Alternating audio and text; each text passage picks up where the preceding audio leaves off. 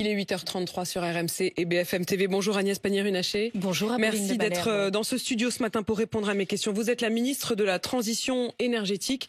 On va parler du prix de l'électricité, des factures, les boulangers qui d'ailleurs se plaignaient encore hier, qui n'ont pas tout à fait obtenu gain de cause. Enfin, vous allez nous le dire dans un instant, mais on va aussi parler coupures de courant. D'abord, des coupures dues au froid peut-être. On l'entendait à l'instant dans la météo, le froid qui s'est abattu sur la France.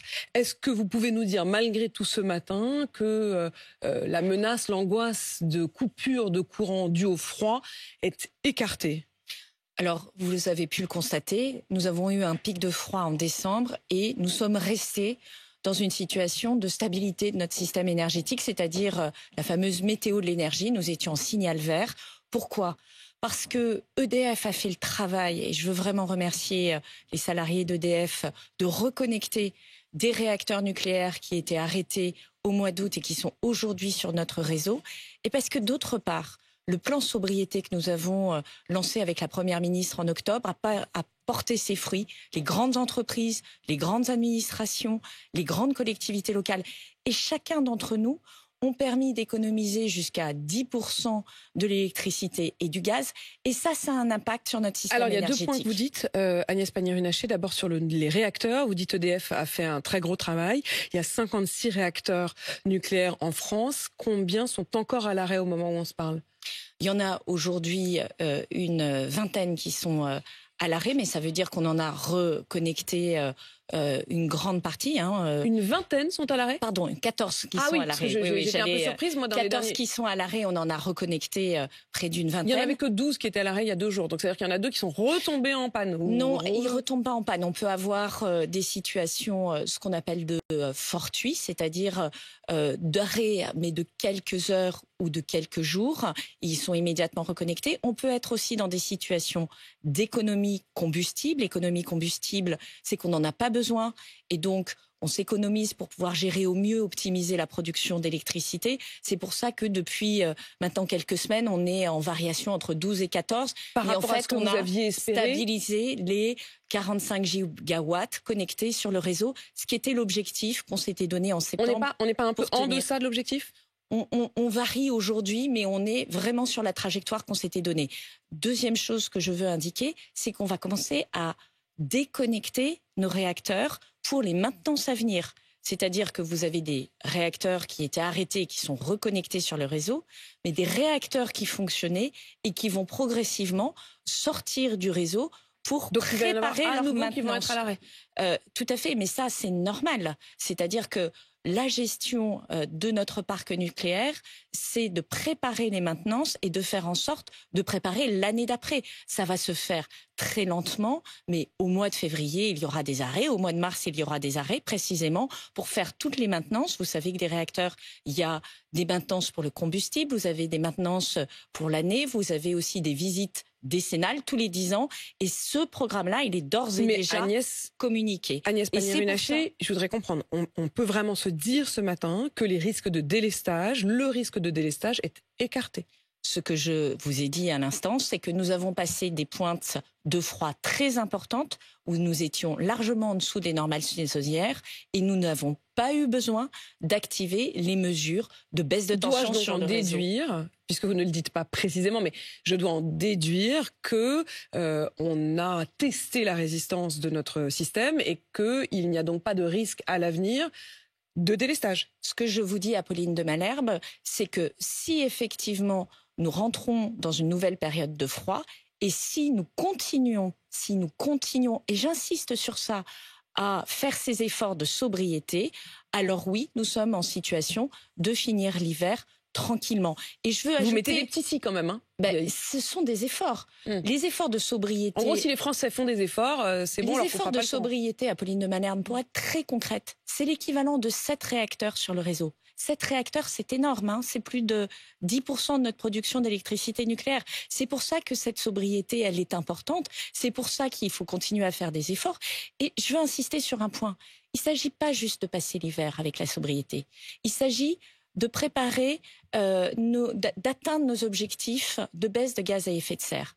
Aujourd'hui, ce que nous disent les experts, c'est que si nous voulons passer la planète dans des conditions correctes à nos enfants. Il faut baisser notre consommation d'énergie. Ce que vous voulez dire, c'est que les 10%, vous nous confirmez ce matin ce chiffre, 10% d'énergie économisée par les entreprises, par les particuliers qui ont baissé leur consommation. Gaz plus électricité, en moyenne, c'est un peu plus de 10% pour le gaz, un peu moins de 10% pour l'électricité. Je vous confirme. Et c'est à la fois les entreprises et les particuliers.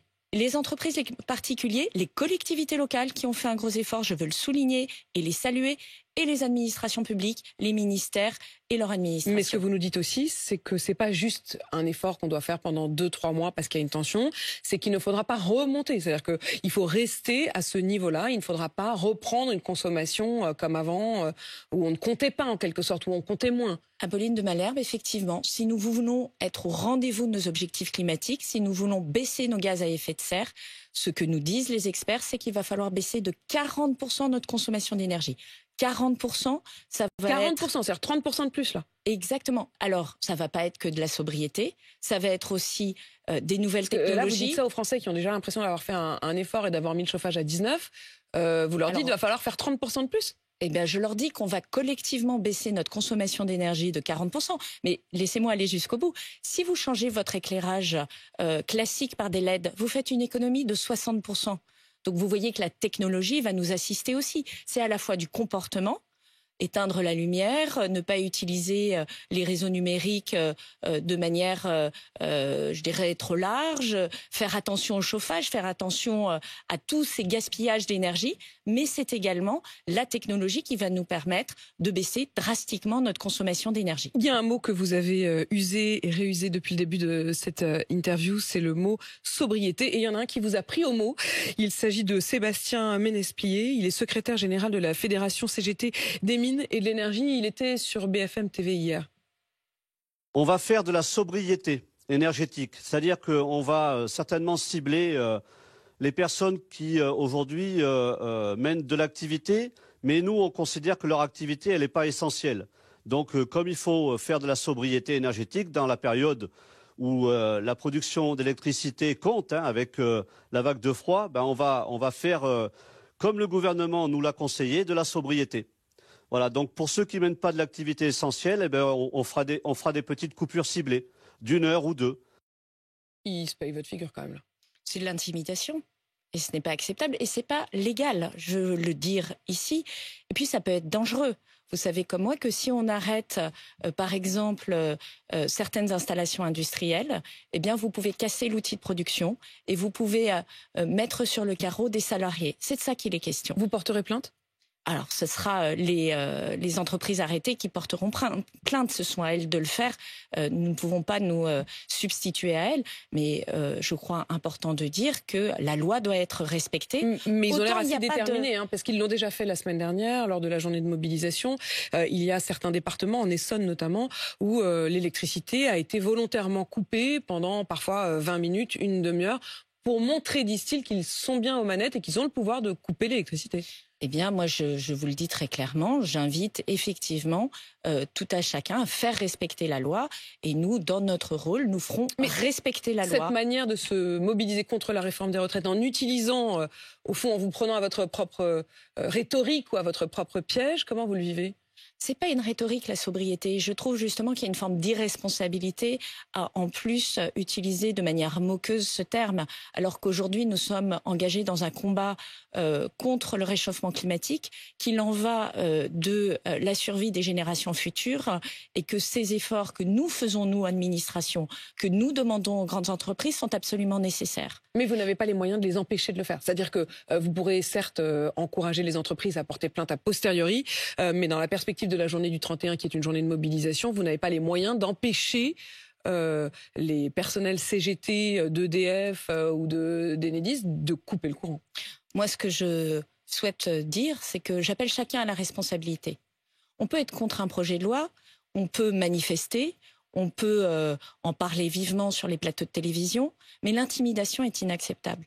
Et le fait de couper l'électricité comme ça est illégal. Donc je reviens sur ces deux fondamentaux. Nous sommes l'État, nous devons faire respecter la loi. Et vous avez dit d'ailleurs que ça n'était pas légal. Certains ajoutent qu'il y a d'autres moyens d'action qui sont certes illégaux, mais qui pour eux sont moraux. J'en veux pour preuve les propos de Renaud Henry, c'est le secrétaire général de la branche locale donc du syndicat CGT, qui lui dit concrètement, il est à Marseille, il dit concrètement, notre objectif c'est de faire une manipulation sur le compteur pour que les boulangers puissent avoir un tarif soit de 50%, soit de 60% gratuit. C'est complètement illégal, dit-il, mais c'est aussi complètement moral.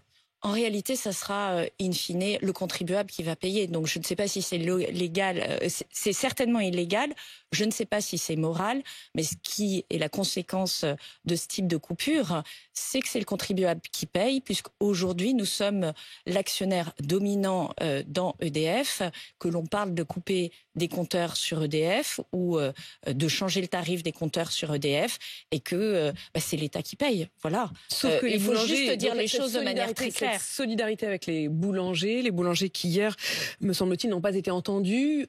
Ils sont venus à Bercy. Ils réclamaient un bouclier tarifaire pour tous, c'est-à-dire le bouclier qui s'applique aux factures des particuliers. Ils disent en fait le système d'aide tel qu'il nous a été proposé est trop complexe et pas suffisant.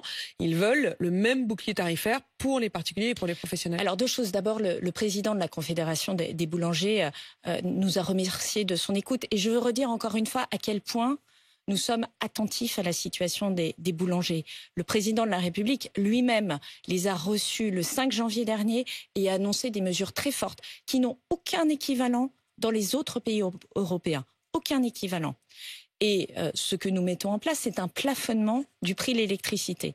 Un plafonnement du prix de l'électricité qui sera visible sur la facture de janvier, qui sera reçue au mois de février. Mais il y a une chose qui est nécessaire pour avoir ce plafonnement du prix de l'électricité, c'est de cocher la case qui vous permet d'en bénéficier. Et aujourd'hui... C'est quoi cette case? J'ai pas compris. Je vais y venir. Aujourd'hui, pour bénéficier de toutes les mesures d'aide de l'État, vous devez aller sur votre espace client de votre fournisseur d'électricité, vous devez cocher la case « Je suis une TPE, j'ai droit aux mesures ». Je suis une PME, j'ai droit aux mesures PME. Seuls 20% des entreprises ont fait cet effort. Ce que vous êtes en train de nous dire, c'est que 80% de ces entreprises vont donc recevoir une facture qui ne sera pas réduite parce qu'ils n'ont pas coché la case. Ce que je suis en train de vous dire, c'est que toutes ces entreprises ont reçu ces 3 dernières semaines un message leur demandant de s'inscrire.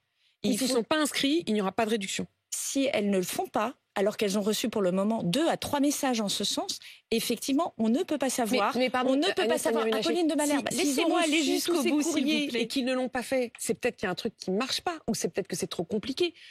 Enfin, je veux dire, c'est quand même, s'il y en a 80% qui ont reçu relance, une deuxième relance, et qui ne l'ont pas fait. C'est pour ça que je me permets d'utiliser ce plateau pour vous dire, c'est une case à cocher. C'est une case à cocher. C'est plus simple. C'est peut-être un truc. C'est plus simple, mais parce que je pense que vous n'en parlez pas assez. Je pense qu'il faut en parler plus. Tous les jours, on en parle tous les jours des boulangers. Et vous me posez la question de cette case qu'il faut qu'elle cocher. Donc je vous le dis. Eux-mêmes des relances. Donc je vous le dis très clairement. Tout le monde ne regarde pas ses mails nécessairement. Tout le monde ne peut pas penser nécessairement que c'est important. Donc je le dis très nettement. J'invite toutes les très petites entreprises, toutes les petites et moyennes entreprises à aller sur leur espace client et à cocher cette case. C'est important pour elles. Elles peuvent bénéficier des mesures. Toutes les fédérations le disent, toutes les CICI, les chambres de commerce et d'industrie le disent. Il faut faire cette opération. C'est comme quand vous voulez bénéficier de l'assurance maladie, de le remboursement de la sécurité sociale. Il est encore temps. Bien sûr qu'il est encore temps. Pour la facture de janvier. Pour la facture de janvier, il est encore temps puisque nous avons demandé aux fournisseurs d'électricité que nous avons réunis hier de légèrement décaler l'envoi des factures d'électricité pour protéger les entreprises. Et puis, je veux quand même rappeler une chose. Les très petites entreprises aujourd'hui, ce sont celles qui payent le prix de l'électricité le plus bas d'Europe. Le plus bas d'Europe, Apolline de Malherbe. Mais il faut qu'elles puissent en bénéficier et nous nous battons pour qu'elles puissent en bénéficier. Sauf que la concurrence, effectivement, de toute façon, n'est pas exactement... C'est-à-dire qu'on n'est pas en concurrence avec les boulangers allemands. C'est-à-dire que le système n'est pas une concurrence... Et est-ce une raison, précisément, c'est la raison pour laquelle les boulangers allemands n'ont pas des prix bas. C'est la raison pour laquelle les boulangers belges n'ont pas des prix bas. Parce qu'on dit aux boulangers, débrouillez-vous, vous pouvez augmenter le prix de la baguette. En France, on a fait un autre choix. On a fait le choix de protéger les consommateurs, on a fait le choix de protéger les très petites entreprises. Et donc vous dites aux boulangers d'aller sur le site de leur fournisseur d'électricité et donc de cocher cette case. Aux boulangers et à tous les artisans, à tous les commerçants, à toutes les petites et moyennes entreprises. Les fournisseurs d'énergie vous ont bien confirmé hier, lorsque vous les avez reçus, qu'ils vont accepter de casser les contrats pour ceux qui auraient souscrit des contrats d'électricité au prix fort. Ce qu'ils nous ont... Mais tous, et c'est pas casser les contrats, c'est proposer un avenant.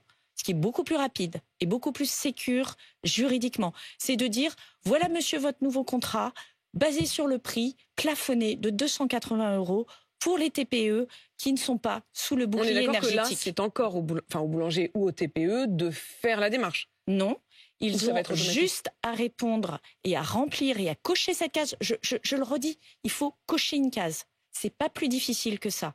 Vous cochez la case, c'est automatique derrière, c'est sur la facture de janvier qui arrivera en février. Et je veux préciser une chose, c'est que si par hasard vous êtes tête en l'air et vous n'avez pas coché dans les temps la facture, ce sera sur la facture de février pour le mois de mars et c'est rétroactif. C'est un droit que vous avez, il faut vous signaler. C'est rétroactif, ça veut dire que même si la facture de janvier est encore au prix initial, la réduction, la déduction s'appliquera y ensuite. Compris en prenant janvier. Il y a une question quand même qui revient comme un serpent de mer, c'est la question du prix de l'électricité et du prix européen, c'est-à-dire le marché de l'électricité qui nous impose un système assez ubuesque, j'avoue, qui est de calculer le prix de l'électricité sur la dernière centrale utilisées, et aujourd'hui c'est souvent des centrales charbon ou gaz. Donc la dernière utilisée dans toute la chaîne européenne est celle qui fixe le prix.